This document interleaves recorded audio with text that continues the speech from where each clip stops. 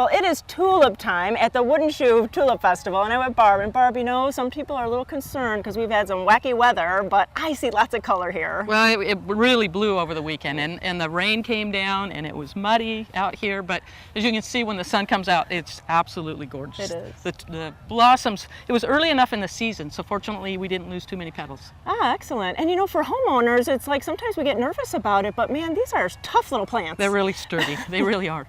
And so what can we expect when we come? Because there's still color till the end of the month. Yeah, till the end of the month. We're open through April 30th, but you never know if the weather stays cool. We may go longer. Okay. You never know. It's a little early to call that. Right. But, you know, you can wander through the field. That's the big thing. That is. You know, we have a lot of activities for the kids. We have wine tasting. We have our own vineyard here, so there's wine tasting. Big kids? Big kids. And then we've got the display beds, you know, where we have all the different varieties in our catalog, and you can order those bulbs, and we'll ship them to you in the fall when it's time to plant. And really, it's not too late to enjoy them in our own garden, isn't it? Well, that's right. We've got potted tulips up there for sale, and they're absolutely beautiful. But if you don't want to do that, we have cut flowers as well. I don't know if the cut flower is one of the only flowers that continues to grow once you cut it. So the stem actually gets longer. So cool. When you have it in your vase at home, it kind of looks different from day to day. That's because it's the stem's growing.